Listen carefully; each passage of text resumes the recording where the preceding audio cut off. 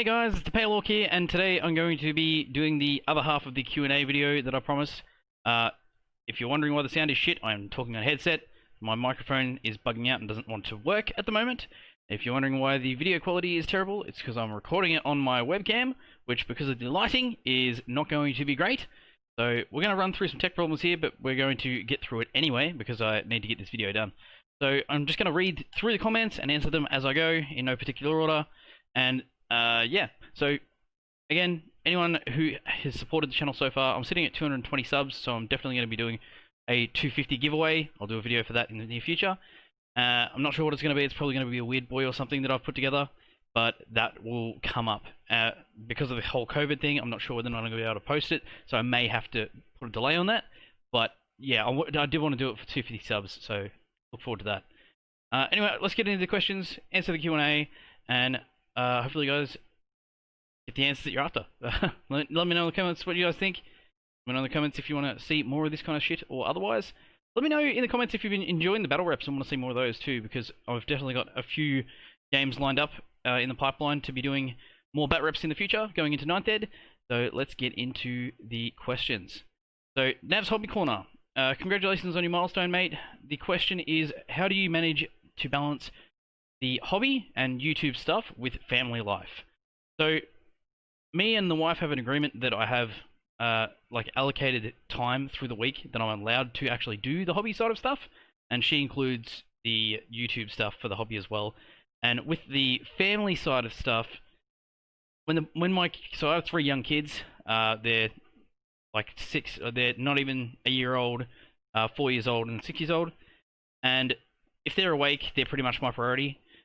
When they're not awake, I try to get in as much personal time with the wife as I can. And then outside of if she's asleep or she's away or I've got some spare time, that's when I do my hobby stuff. So it's usually either early in the morning, late in the evening, or on a day where I'm by myself not doing anything else. So that's how I manage it. Let me know in the comments how you guys manage it. Do you guys have your own hobby spaces? I've got a couple. I probably take up too much room doing my hobby stuff, but yeah. It's good to try and work out a life balance.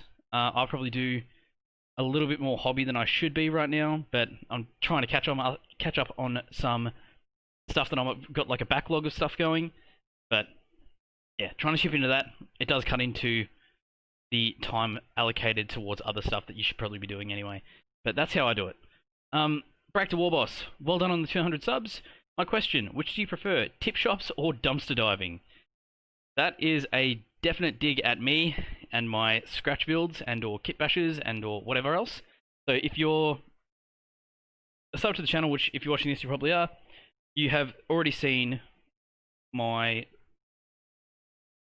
Gear Guts Mecha Dread, which counts as Morkanaut or Gorkanaut depending on what it's kitted out with. So that is basically rubbish. It is made from just scrap bits of everything and a few GW bits to fill out the parts to make it look a little bit more legit, but for the most part, it's just made of rubbish. And it looks insane. I'm really, really happy with how this turned out. I've had a lot of compliments and a lot of great feedback on that. And going into this month, if you're part of the 40k Ork community, you'll be familiar with what I'm about to talk about, and if you're not, but you follow me on Instagram, you'll probably already see the post that I've done on this month's challenge that me and Roxy Derivator, have put up to the community, is building a scratch-built Stomper. So this is my Stomper that I'm working on. He's a tracked Stomper, and he is almost entirely made out of cardboard, except for some of the scrap components. But yeah, really happy with how these guys are turning out, and look forward to seeing a spotlight or showcase video on that when it's finally done. It's only the 14th at the moment, so I've still got another 15 days to get this guy done. I should be able to get it done in time. I have been putting a lot of work into it, but it's definitely paying off. I'm really happy with how that is looking. So the answer is, I like tip shops for stuff that is like being usable at home, but as far as dumpster diving goes, it's stuff that would otherwise be going into the bin. I don't actually go into bins trying to find stuff, but if it's stuff that's otherwise going to go to the tip, I usually rate it before it gets there, and then pull it apart or break stuff off or whatever. I've got like tubs and boxes full of usable stuff for other terrain projects or whatever else. So yeah, don't just throw away recyclables and like computer components and all that kind of stuff. Definitely try to look at them with open eyes and go, yes, I can do something with that. But yeah, dumpster diving without the actual diving into a dumpster is pretty much my go-to. Marcus Costellos. Costello. If I stuff up any of your names, please don't grill me for it. I'm terrible. From Marcus, congratulations. How did you get started in the hobby? This is a pretty hard one because I've been doing this for over 20 years now. Started off with a friend of mine in his garage, playing counts as. So when Lord of the Rings started up in the sets coming out with the like you buy a magazine and you get miniatures. That's how I started with the actual miniature side of stuff. I went to a local hobby store and got into playing the games because there was at the store that was there. It was Hyperglobal Omni Mega Games was the name of the store, but he had a couple of armies there that you could just pay money and then play with the army, like just a cover charge to play the army. So getting practice games in with that, and then me and my friend George were able to take what we learned there back to his place, and then we were just playing counts as until I was actually in high school before I managed to actually buy an army of my own, which was Orcs, which I went halves in an army starter box with another friend of mine. So buying a couple of Assault on Blackreach was the starter box that I bought into. Started off with a couple of boxes of that, and then just went from eBay stuff from there, and that's how I got off the ground with the Orcs more than anything. But yeah, it's been a long time coming, but it's been really enjoyable for the most part. I've had a lot of hot and cold on and off, but it's been good. What do we got? Brad Enberg, congrats dude, when can I get on to a battle report? Sorry. Yeah, when can I be a battle report guest? I'm pretty sure I already responded to him. Brad is a good friend of mine that lives locally, and after he has played a few games of Ninth, because yeah, we'll be going into Ninth very soon. After he's got a couple of games of that under his belt, I'm going to be more than happy to have him on the channel on the Bat Raps because his armies look insane and he has an absolute crapload of them. So definitely look forward to seeing Brad in the future. Modeling for Advantage, congrats on the milestone, buddy. Growing steady. Redwire Gaming, well done, dude. How has starting a YouTube channel impacted on your hobby? Has it given you? Have you given it more time? And if so, are you finding time? Sorry, 1 second. And if so, are you finding time is being taken from elsewhere? So I was playing other hobby games like Magic the Gathering and stuff like that. Basically taken away from that and doing what was another YouTube channel. So it's not unfamiliar for me to be doing YouTube channel stuff, but focusing it on the hobby side of things gave me more drive to actually get hobby done because I want to be showing people new things and actually getting progress on the Orc stuff that I've got. And that was the inspiration behind me starting up. So after, it was actually seeing Dreadwire, 6 Plus Stevo, and Scania, seeing all of those guys getting in as part of the 40k Orc community on Facebook, and just being driven to, you know, screw it, I'm going to do this channel, I'm going to keep doing the hobby, I'm going to actually make some progress on my army, and that's basically what I've done, is just chipping away at the progress so that I can get rid of my army of grey, and yeah, eventually I'll run out of doing Orc stuff, and I'll go into doing more other, like, more Marines, Tyranids, all this other stuff that I've got there, so I'll definitely be veering into other stuff, while still playing the Orcs, but yeah, hopefully I can hack away at enough of the Sea of Grey miniatures that I do have. Rivets and Dakar. Another quick one. Oh, sorry, he's asked another question somewhere else. When are you going to show us how to make that well-wicked hot wire cutter? That was actually... So I've posted on the 40k Orc community before me using my hot wire cutter. I did build... It was a foam cutting factory, and I can't remember what channel I got it off. I won't have a description here. I think it's from the King of Random, was the how-to guide on how to build. It's basically just like you would for a proton, I think they're called. It's like a bench with like a rail that comes up, and then it's got the wire that comes down. and you flick the switch, it gets hot, and you cut foam with it. That's the function. Mine's extremely dangerous because after I blew it up the first time, my brother-in-law fixed it, and there's no limiters on it, so it's just trying to pump as much electricity through it as humanly possible. I've had to actually invest in thicker and more serious wire to be able to go onto it, because all the other stuff that I was using, it just melts. So yeah, definitely do it safely, but there are ones online. I'm not going to do a how-to because I barely got through making it myself the first time around, so I'm not confident enough to go and make another one. Try and find it online. I think it's King of Random, Hot Wire Foam Cutting Factory. Look it up, it's really good. Essex Boys. Absolutely love this guy's content. If you're not a sub or don't know who he is, check him out. Does some really great bat reps. Love his scenery, absolutely love it. Yeah, really good. Congratulations on 200 subs, mate. If funds weren't an issue, what new 40k faction would you start collecting and why? I don't think I would, but if I had to, it'd probably be Necrons. Just, I've always wanted to do Necrons. Like, my first army that I wanted to do was Necrons. And then I got into Orcs because it was cheap. I got into Marines because it was convenient. I got into Nids because friends were giving them away. And then there was others that come up that were cheap. So that's why I've got the armies that I do have. And Orcs has just been a continuous... I started off because it was cheap, but I've always loved them. But yeah, Necrons is something that I've always wanted to get into. And I think if I had the money and it wasn't an issue, I'd definitely do a Necron army. I really enjoy everything about the Necrons thus far. I think they're doing some really good stuff with them. And the new models that are coming out, absolutely insane. So yeah, probably Necrons. Otherwise, if I had the money and it wasn't an issue, I'd just invest a shitload more into my Tyrion Insider stuff, because I really like that army as well. Rivets and Daka. This is probably the first question they asked, which is, congrats on the 2-ton, mate. I'd like to know what your first scratch-built model was, and have you still got it, and have you modified it since the new editions? Or for the new editions. This first scratch-built model that I have is actually this guy. This is the first time I actually committed to building a scratch-built model. I've done a few conversions prior to that, and I don't have any of the models handy. But before that, it was just some kit bashes that I did doing... the first one I did. Probably my War Boss on a war bike. So War Boss on a trike, which was just a Deathcopter body with 2 truck wheels on the side, so one on either side of the back end, and cut the rockets off at the front and threw 4 big shooters on it.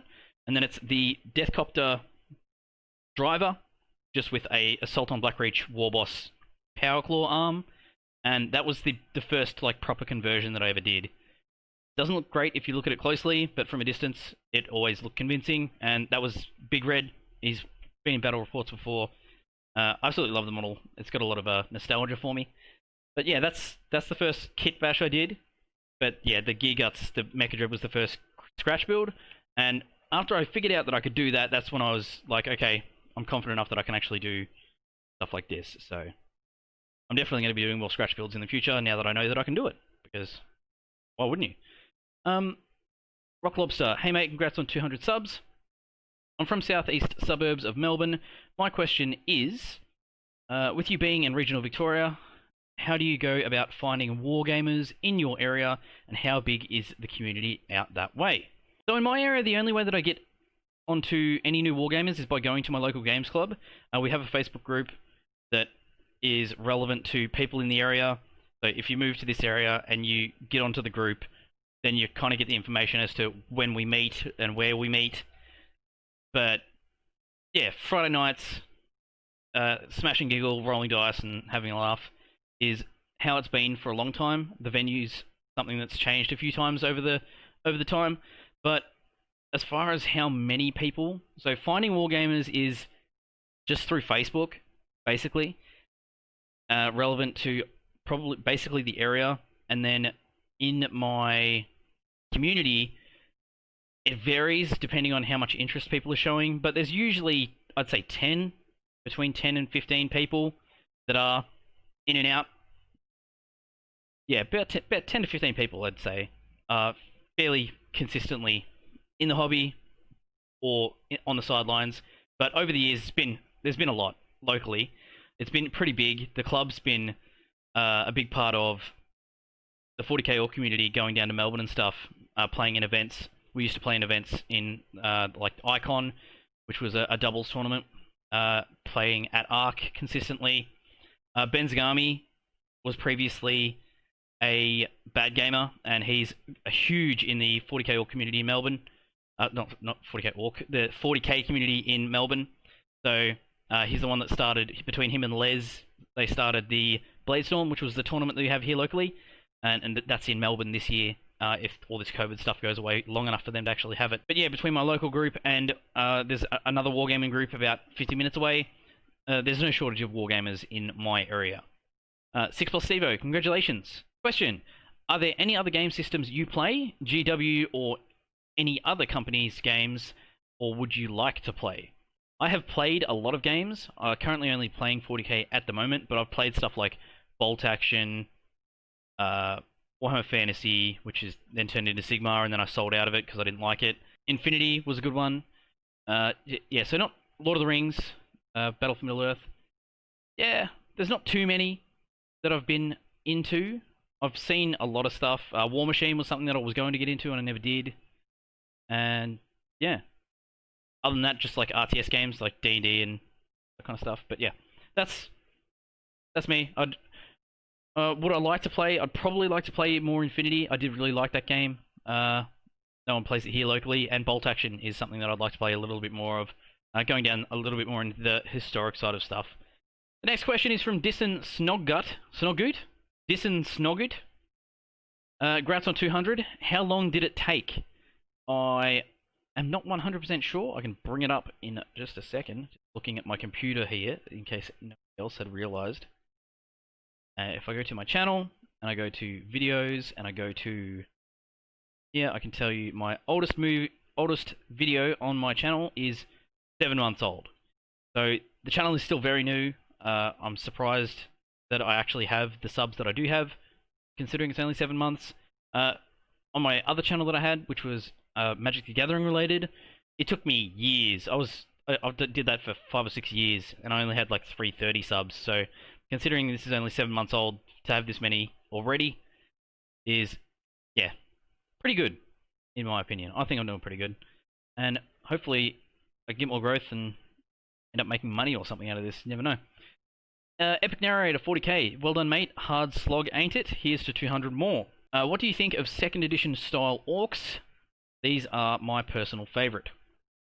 I like them, personally. I think they're really cool. I don't like having them on the table. So in a game where the scales all changed since 2nd ed, I feel like they look a bit silly, but yeah. Nostalgia-wise, I'd love to have an army worth of them just sitting in a case somewhere, but yeah, I'm not a huge fan of seeing them on the tabletop. I don't think I appreciate that as much as a lot of other people do. 2nd ed, I've got 2nd ed orc. Sorry, I've got 2nd ed goblins that I'm stuck with using.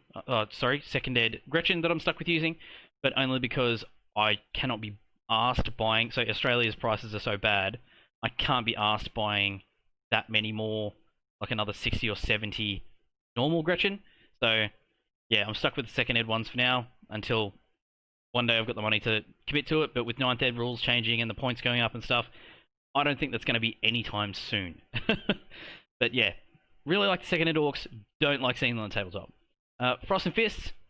These guys are awesome. Absolutely love these guys. Wolf Brother Mythos. Love your work. My stuff's fairly frequently featured on their channel. They seem to enjoy it. So a lot of my Instagram stuff makes it into their Art of the Week. So if you're not a follower of Frost and Fists, go check them out. They do a lot of streaming and a lot of guest appearances through other people in the 40k community in the States and in the UK. So yeah, really good. Check them out. Congrats, my man. Well deserved with the awesome orcs and badass kit bashes and scratch builds. 1. How do you get so damn good at scratch building? What advice would you have for someone starting to scratch build like you? For me, it took a lot of getting past my insecurities to actually do any kind of scratch building. I didn't think I was any good at it until I tried. So until you try, like I've always done art and I've been creative and whatever else, but until I actually committed to, okay, I'm going to try and build this. If you don't try, you don't know. And you can't just look at something and go, no, it's going to be too hard. Give it a go. Give it a crack, because that's the only way you're going to improve. The more things you try to build, the more you're going to improve doing it, and I'm hoping that's what's going to happen with me. But if I can do this with rubbish, and this was my first like proper scratch build, and that's fine. I'd pay a lot of money for that if I was going to like buy it. So considering it cost me $0 to make, it's just kit bashing and rubbish. Like, yeah, that was a complete novice. I don't know if I'm good at it. I just gave it a shot. That's all I can say is, you don't know until you try. The more you try, the better you're gonna get. So that's my 2 cents.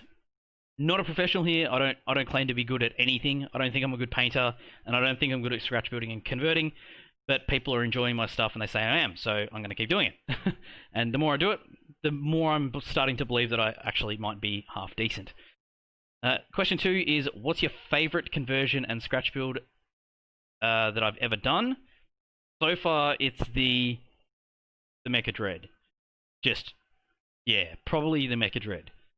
My shock attack gun on a bike is a very close third, because the second one would definitely be the cannon on the shock attack gun that I made out of the war boss, and the Necron Doomsday Arc cannon bit. So the souped up shock attack gun on a mech, which is actually a Assault on Blackreach war boss. That was really, really fun, and it's come out freaking insane. I'm really happy with how that's come out. So that's probably my second, but yeah, the Mecha Dread, I can't go past that. The Stomper might beat it, maybe, but I think the Mecha Dread's always going to be nostalgic because it was the first one I did, and I was really happy with how it turned out. 3. What, if any, what, if anything, do you like to listen to or watch while hobbying? Keep up the great work, my man, Wolf Brother Mythos. What, if any, do I watch? I watch all you guys, so if you're not familiar with the 40k Ork community, get onto it. It's full of Ork content creators. I watch as many as I can. During the whole COVID shutdown stuff, there was every day someone was streaming something, whether it was Ork related or going onto the Chilling Wargamers network or Idic Beers Wargamers. The amount of content creators that were just streaming stuff and creating content, and it was just a flood of daily stuff that I was just sitting there doing hobby, watching these streams, enjoying Scarnier's hobby hangouts is something that gets me a lot of hobby done. I wake up super early in the morning, because over here it's like 5, 6 a.m. when they actually do it. I'll wake up really early, I'll sit here and I'll smash out hobby, just happily listening to stuff like Two Bald Knobs, Scarnier from Plastic Rock Gaming, doing his hobby hangouts with whoever's he's got on at the time.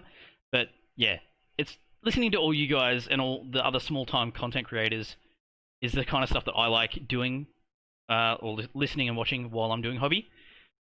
If I'm not focusing too much on the hobby side of stuff, I do enjoy watching bat reps, but I can't get a lot of hobby done while I'm watching a bat rep, because I need to be focused on the bat rep. That's for me anyway. Personally, I don't like not paying attention to the bat rep. So, yeah, listen to you guys. That's about all I've got. And then what have we got? Joseph Santos is the last comment on here, and it's, why don't you take me to Orky Town? Now that's a theme song. I do have a video coming up that is going to be running over Orktown, which is the train set that I've put together. I've actually played a couple of games on it now, and it's been a hell of a lot of fun. Really enjoyed putting this train together and doing what else. I've really enjoyed doing content for you guys. I really hope you guys are enjoying it. Don't know when I'm going to do another Q&A. Maybe 500 subs, see if I get there. 250 giveaway, pending this COVID stuff and whether or not I can actually post anything to you guys.